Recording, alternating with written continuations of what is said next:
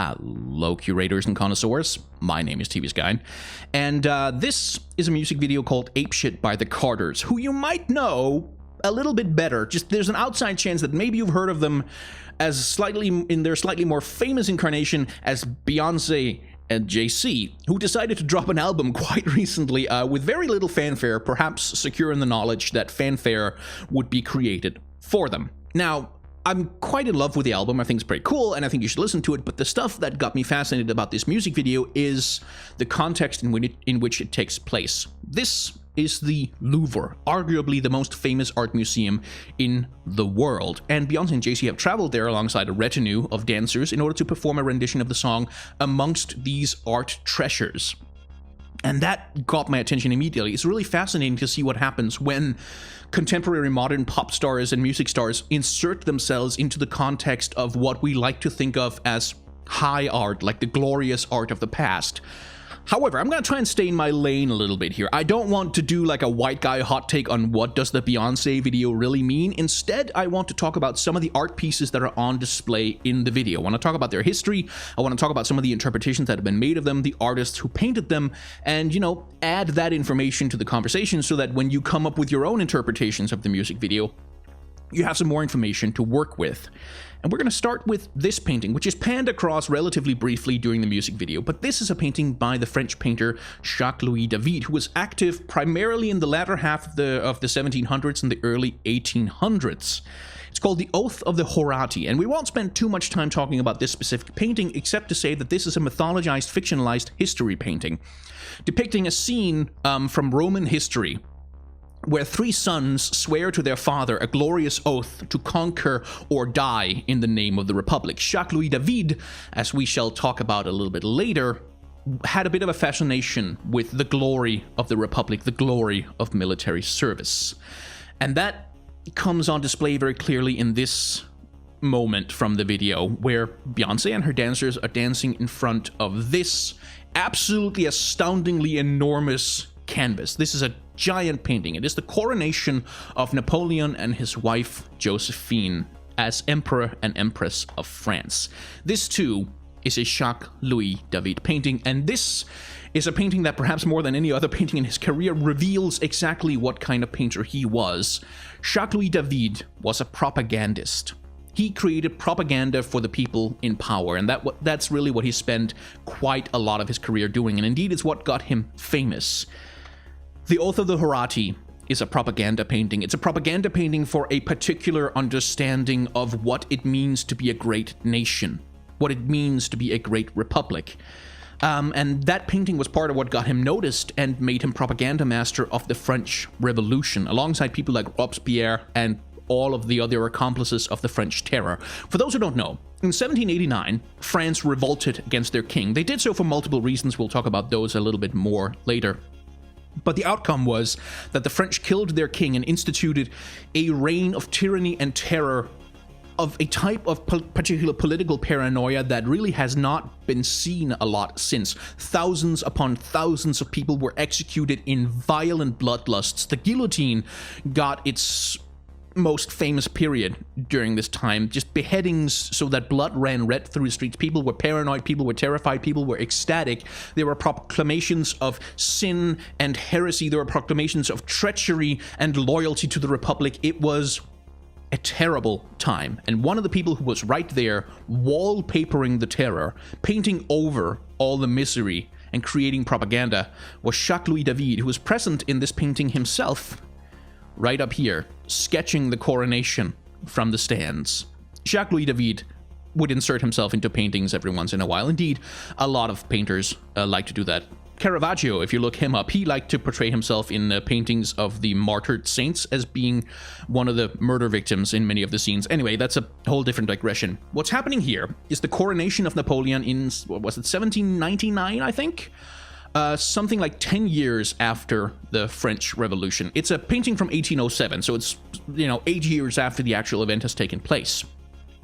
Now, when you look at it, you might think, oh, it's just a boring depiction of an actual historical event. There's not really a lot to say about that. It's just what it looked like when this thing happened, except, of course, That's not true, because again, David is a propagandist, and there's a lot of things going on in this painting that never happened in real life. For instance, this woman right here in the middle, this is Napoleon's mother, who was not at the coronation. She refused to go because Napoleon had a famously terrible relationship with his family, and his mother refused to go because Napoleon was fighting with one of his brothers at the time. One of his brothers, by the way, who was also present in the crowd down here, because Napoleon did not want it to be widely known that he did not have a good relationship with his family. So David, duly obliging, has inserted people into the scene who weren't actually there. It goes a little bit further than that. As Napoleon is being crowned in this scene, he's holding the crown aloft, preparing to place it down on the head of his empress, Josephine, his wife.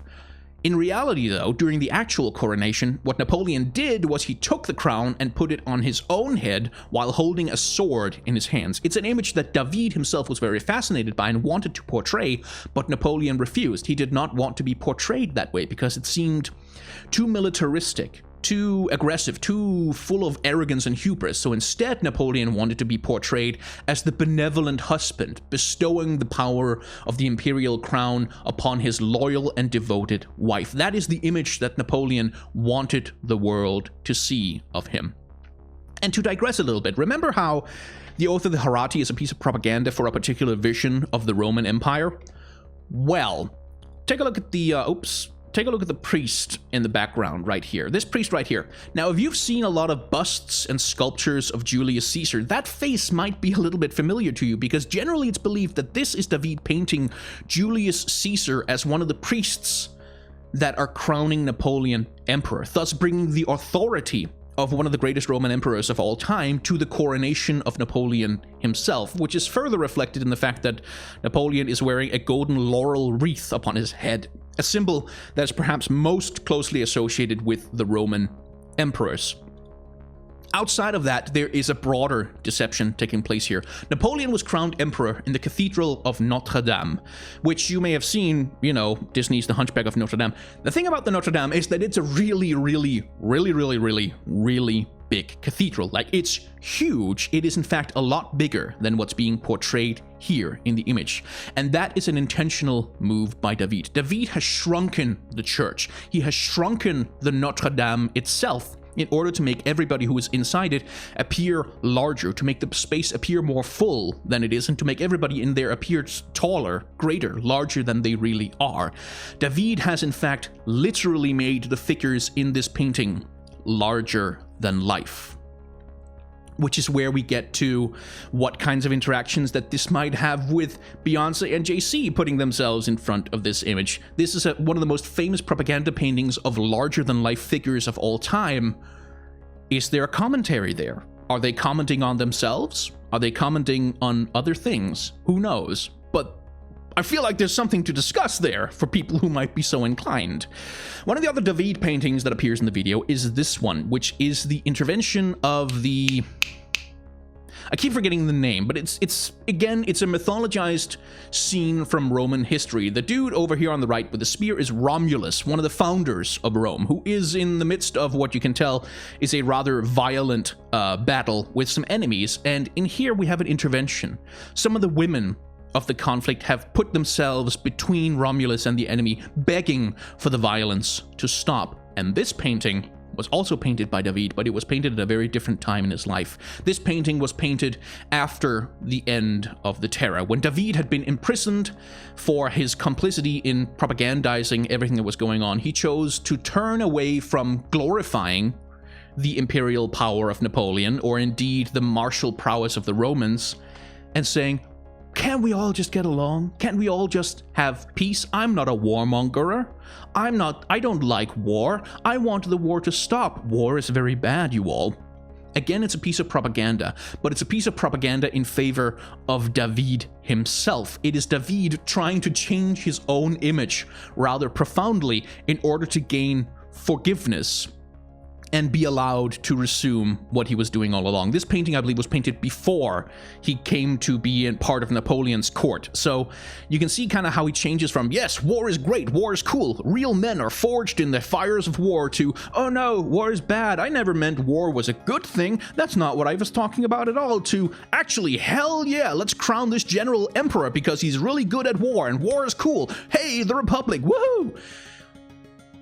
David, as you might be able to tell, is not someone whose ideological consistency is greatly respected in art history. He was, in fact, kind of a dick and a bit of a monster.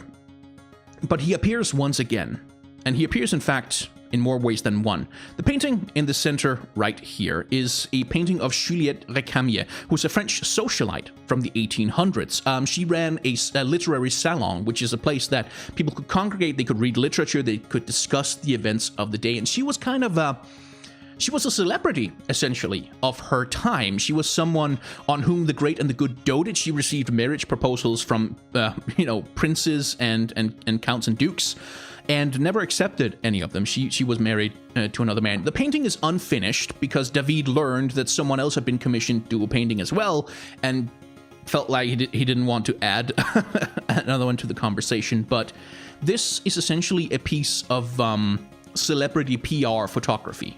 She's a celebrity of the time who got painted quite a number of times by famous painters of the day, who had many famous power relationships, she was a socialite. The comparison isn't one-to-one, but she was a little bit like a Paris Hilton of her time, or a Kim Kardashian, except she was known very much to be a very intelligent literary figure and someone who had, was generally commented upon as a very virtuous person, which is perhaps not the public image that modern celebrities of the same kind have engendered for themselves. But that's kind of who she was at the time. She was not a great political leader. She was not someone who, was active for a lot of other things. She was kind of famous for being famous, but she was also very well beloved. One of Napoleon's brothers had a intense emotional relationship with her, and one of the princes of Prussia actually served her a marriage proposal that was never followed through on.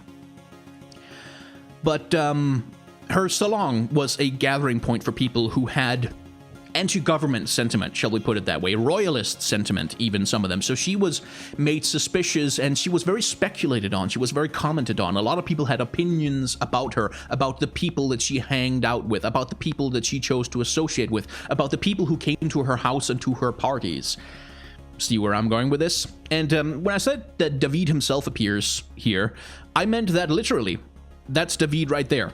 That is a self-portrait that he painted while in prison for his political activities. And that painting too, much like this painting right here, is kind of interpreted later on as David making a plea for innocence, because in the picture, he paints himself as sort of just the romantic, innocent artist. Oh, I didn't know what I was doing. I just wanted to paint beautiful pictures.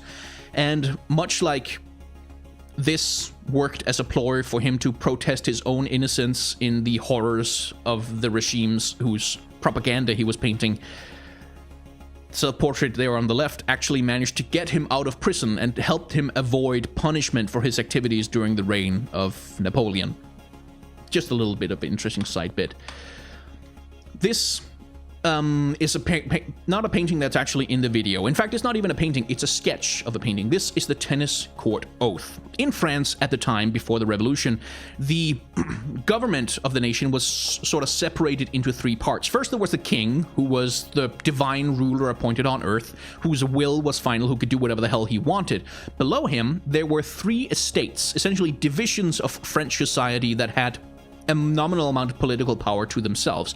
The first estate, the first group, was the clergy, the priests, the bishops, all the people who were powerful within the church. The second estate was the noblemen, and the third estate was literally everybody else. Like literally the 99.9% of the population of France was included in the third estate.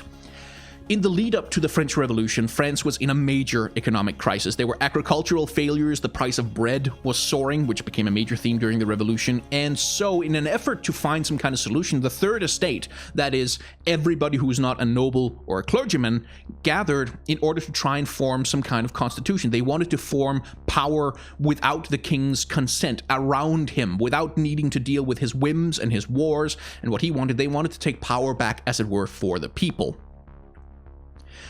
When they tried to gather in the usual meeting place, they found that they had been locked out by the king. He had literally barred them from entering their usual chambers where they met, where they discussed things. And so, fearing that the king was about to mount a coup against them, like to literally have them arrested and disbanded, they gathered in a tennis court and took an oath to never separate until they had formed a constitution. This was a watershed moment in French politics at the time. It was the moment when everybody who was not a noble or a clergyman or indeed a king stood up and said, we have political power too. We have rights. We want our voices to be heard. And it was one of the moments that forced the king to start sort of giving up some of his power, and that weakening of the royal power eventually led to the revolution itself and indeed the execution of the king, depending on how you look at it. Like, historians might disagree. David has depicted it here as a scene of rapturous, almost religious excitement. Look at how the entire scene is full of wind and fury, the fire of an idea kind of burning above them, everybody lit up, portrayed almost like the saints in an old religious painting. David planned to make this painting almost as big as the Coronation of Napoleon, a grand, just wall-spanning, giant masterpiece, but he never did.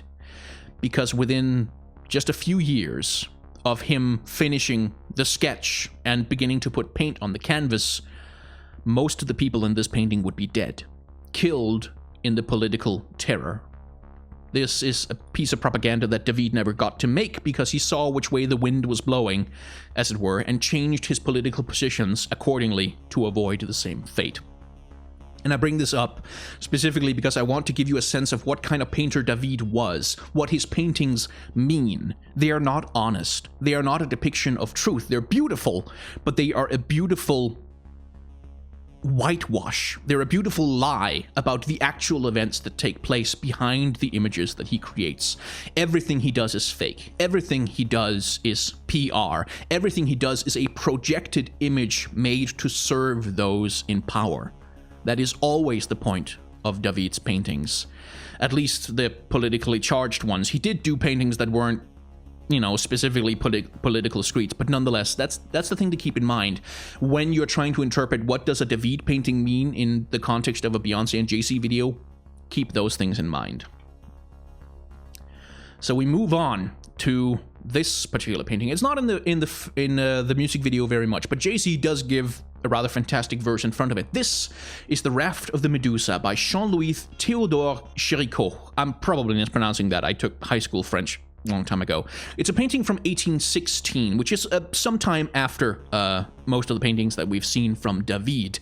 And it's a depiction of a tragedy that happened in 1810, where a ship ran aground outside of, I think it was Mauritania, outside the coast of Africa, carrying a load of diplomatic personnel who was supposed to carry diplomatic papers back to Paris in order to sign an accord. Bunch of stuff going on, and essentially the captain of the ship was a raging incompetent. He was terrible. He was bad at navigating. His ship drifted 100 miles off course. He was bad at navigating shallow waters. He got the ship grounded and stuck so that it could never move again, and all the people on board had to face the reality that either they abandoned ship or else they would starve to death on a sandbank. Unfortunately, the lifeboats aboard the ship could only hold 250 people, and there was more than 400 people on board. 17 people, I believe, 15, 17 people elected to stay on board the ship. But as for the rest, those who could not fit in the boats, they fashioned a makeshift raft, and 146 people piled themselves onto this shallow, badly built raft that almost immediately started sinking a little bit under the surface. They were at sea for 13 days before they were found. Of the 146 people who had piled onto the raft initially, 15 were left. The rest had either killed themselves, jumped overboard in despair, they'd starved to death, they had died of thirst because there was no water, there was no food, or they had been murdered by the other occupants of the raft and eaten. It was an absolute horror story. And when the details of the event came out, after the people on this raft were rescued entirely by accident, nobody was looking for them. But when the story of what happened came out, it was a scandal that rocked France to its core. This happened during the reign of Napoleon, by the way. And it's just one of the worst, most grisly maritime disasters in all of history. It was an absolutely horrendous, horrific scene. And it's been portrayed here by Jean-Louis Théodore Chéricault, again, I'm mispronouncing it, as an uncommissioned piece. No one asked him to paint this. He painted this out of sheer fascination with the subject matter. It's a terrible scene. It's a scene of profound tragedy, and it was a very impressive and popular painting at the time. But perhaps what you're already noticing about it, and something you might find interesting, is the presence of black African crewmen in the picture. Because indeed, on the ship, the Medusa, black Africans were part of the crew. They were free men who were part of the crew of the ship, and it's indeed one of them who is signaling a passing ship for help. This man up here, his name is Jean-Charles, and he died 5 days after finally being rescued. The ordeal proved to be too much for him. In the painting here, he has climbed on top of whatever he could find on the raft, and he's waving his rag here, desperately trying to catch the attention of a ship. And you might say, what ship? I can't see any ship. Well, it's right here. That's the ship whose attention he's trying to grasp. So this painting is a painting of a terrible, absolutely awful tragedy perpetrated by people who were cruel, who were stupid, and who were profoundly incompetent. The captain of the ship, the Medusa, only got his commission as a captain as a political favor. He hadn't sailed for 20 years. He was absolutely not qualified to be in charge of the ship that he was put in charge of, which is why this atrocity happened. So it's a scene of desperation. It's a scene of desperate people in the aftermath of doing some of the worst things that you could ever possibly do to another human being, killing them and eating them, who have just realized that they might be saved. They're reaching out for salvation, distant, impossible, implausible salvation. And they might find it, but in that moment there's also a sense of profound tragedy, of profound despair, because despite the fact that they might be rescued, they might live, they might survive, they're going to have to live with the consequences of what they've done to get there.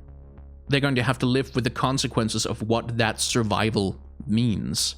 And some critics have indeed said that despite the sort of triumphal moment that's being depicted here, this moment of salvation when they realize, holy shit, we might not die on the open seas after all, this is not a painting of salvation. This is the apotheosis. This is the darkest moment in the lives of all of these people as they come to grips with the realization that they're going to have to answer for what they've done aboard this raft. They're going to have to tell the story of what happened, and they're going to have to be judged for it for the rest of their lives. Desperate people in a desperate situation doing terrible things just to survive, and they have to live with that for the rest of their lives. That's what's going on in this painting. Now, there were a few studies done for this painting before Chéricault settled on the shape of the painting that he has. This is one of those studies, and as you can see, in this version of the painting, there is no signaling for help. There is no ship coming to the rescue. There is only a scene of abject horror. In fact, you can see a scene of cannibalism actively taking place at the moment that this sketch is set. Chéricault ultimately rejected this version of the painting. He didn't want to just depict the absolute horror of what was going on. And the reason, by the way, most of the characters in the painting is naked is because the painter would have added the clothes in later. Here's another version that is very close to the one that he ultimately settled on, but there's a few key differences going on. First of all, the scenes of carnage are a little bit underplayed. There's a little bit less of it going on. Like, you don't get quite as many obviously splayed dead bodies hanging around. There's a little bit less of that desperation and a little bit more of that hope, because the ship, rather than being an invisible blot on the horizon, is right there. It's within reach. It's plausible that they might be saved. In fact, they're probably going to be saved within a few hours. It's a scene with a lot more hope. Like, there's still the despair of, holy shit, what have we done? But between the golden light and the ship that's close by and the triumphant sailors waving their flags saying, hey, ship, we're gonna be saved, it's a much more positive and optimistic scene. So Charicot rejects two versions of this scene. He rejects the hopeful, optimistic saving of the, poor crew who had been left out to sea by an incompetent captain, but he also rejects the absolute hellscape, the horror show of what human beings will do when they're pushed to the absolute edge, and he opts for something that lies kind of in between. A moment of hope, a moment of salvation, but also a moment of abject, horrifying, just appalling despair. It's a rather powerful painting. If you want to see some of the paintings that inspired it, J.M.W. Turner, one of the greatest British artists of all time, painted a picture called The Slave Ship, which I recommend that you look up, because it's a painting very much in the same vein, and it continues in the same tradition of depicting horror at sea, although Turner turns it to a much more political purpose. Anyway, that's a digression that's not really relevant to this video. The final painting that we're going to be talking about is also the first painting, and indeed the last painting of the music video itself. The Mona Lisa.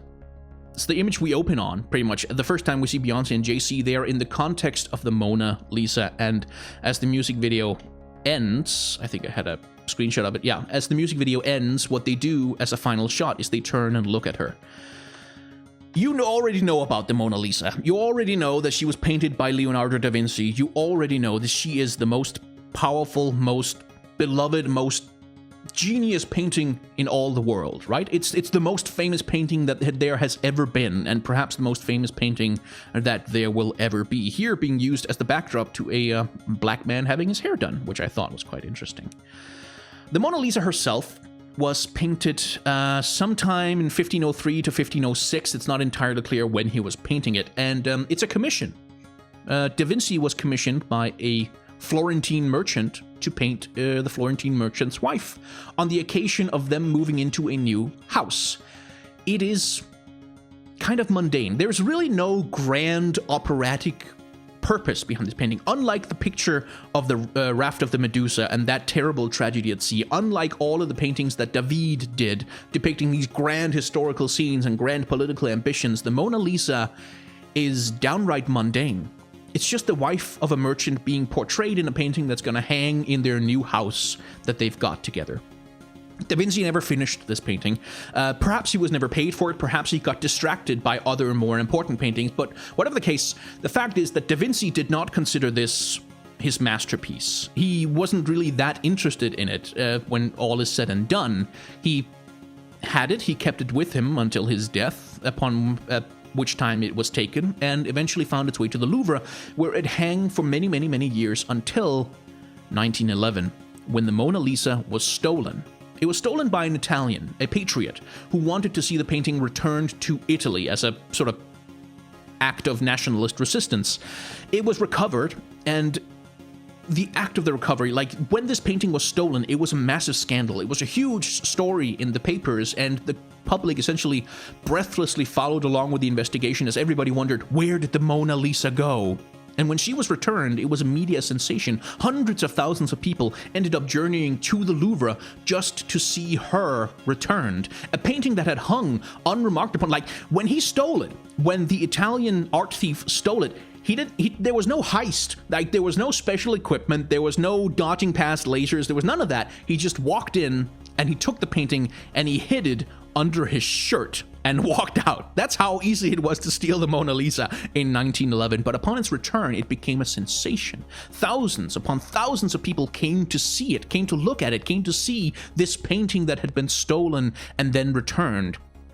And it sort of became famous for no other reason except that it was famous. It's a painting that was never greatly considered in its time, that was, for most of its history, not really considered a grand masterpiece, but which, just due to a fluke of fate, due to one guy's decision to steal it, became an overnight sensation and burned itself into the mind of popular culture. If you Google famous painting, the Mona Lisa will come up. When you think of what is a famous painting masterpiece that everybody knows about, the Mona Lisa is the one. It is the most famous, the most parodied, the most talked about painting in the entire world through no fault of its own.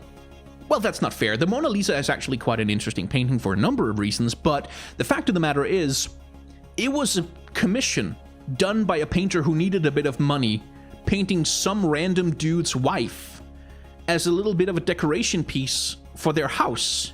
There was nothing really supposedly special about it. It's special because we began to believe it was special. It's special because we all decided that it should be famous. And that's what makes the Mona Lisa such an interesting painting. That's what makes it so profoundly valuable. It is that history, it is that mystery of a painting that's famous kind of in spite of itself, or perhaps because of itself, or perhaps for no other reason except that it told us a good story. As you can see when you look at the painting here, it is quite degraded. It has like I said, it was not really considered a masterpiece in its time. People didn't put a ton of effort into conserving it or protecting it from the elements. It has suffered many types of vandalism over the years. It was once attacked with acid, in fact, although they managed to restore most of it. It has also had rocks thrown at it, which is why nowadays it hangs behind bulletproof glass, behind a perimeter. You cannot get close to the Mona Lisa in real life unless you have very special permission. The Mona Lisa might have looked more like this in its day. This is a copy that hangs in the Prado Museum in Italy, and it was probably, again, the details are a little sketchy and uncertain, but it was probably painted by a painter who sat next to Da Vinci as he was painting the original and was following along with his every brushstroke. So in its heyday, the Mona Lisa itself might have looked more like this. But there's something different about the original. It's not just, the little incidental details where the other painter has chosen to focus on different facial features and the pose is a little bit different and the dress is a little bit different, the background isn't quite as well defined. This painting has a kind of air of mystery to it. That little smile playing around the Mona Lisa's lips that so many people have written so many papers about trying to analyze and figure out, that's not quite as present in the copy.